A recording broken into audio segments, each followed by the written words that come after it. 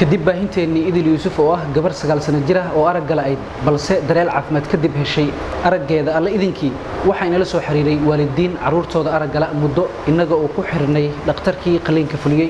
balse in kamid ah ma suuragalin in lagu guuleysto baaritaankooda ha yeeshee Ismaaciil Axmed oo 15 jir ah oo aragtida isha bidix la 13 sano uu ka soo gudbay baaritaanka alana u suuragaliyay in lagu guuleysto qaliinka looga sameeyay isha bidix tani waa daqiiqada ugu muhiimsan nolosha Ismaaciil oo laga furayo faashada uga dhagsan isha bidix sida muuqatana caadkii waa laga fiiqay araggiina wuu u soo laabtay balse waxaan u heli karin erayo uu ku micneeyo isbedelka uu helay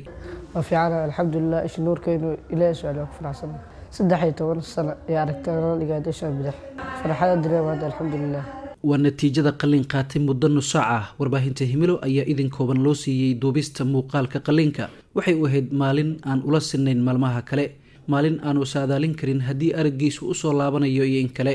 xataa adeerkiis Cumar Macalin Cusmaan oo fadhiyay dhinaciisa midig inta aan lagu sameyn qalinka filashadu uma cadeyn waxa sariixay rajo adag salkan waxaan ku nimid yarkan aan adeer u ahay oo maxaan ku leeyahay 13 sano aragga la marka horena gobol laga keenay oo la yiri taqaatiirta ilaahan malaha wax qalin ah ama ma aragtida dhimatay ayaan website-ka raadiyaha ka aragnay gabar 9 sano indhaha la eedo loo qalay halkii markii ka soo adkaysan halkan kala soo xiriirnay kadib qalinka waxaan la hadalnay Dr. Cabdisalaan Cabdullaahi Macruuf oo fuliyay hawsha qalinka Ismaaciil caadkiisa wuxuu la mid ahaa gabadhii hore aan qalinka ugu sameynay aan meedihii laga baahiyay qaasatan radio himilo laga baahiyay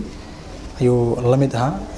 wuxuu ahaa caadka qofku ku dhashto ama loo yaqaano afka qalaad loo yaqaano congenital cataract alxamdulillah nasiib ayuu lahaa asigoo 3 jir areas ah ayaa hal il loo fiiqay ishii kalena uma helin janis wadankii iyo dhibaato iyo duruufo badan oo iska jira awgeed ishii kalena ay maanta la soo gaartay oo ah 13 sano kadib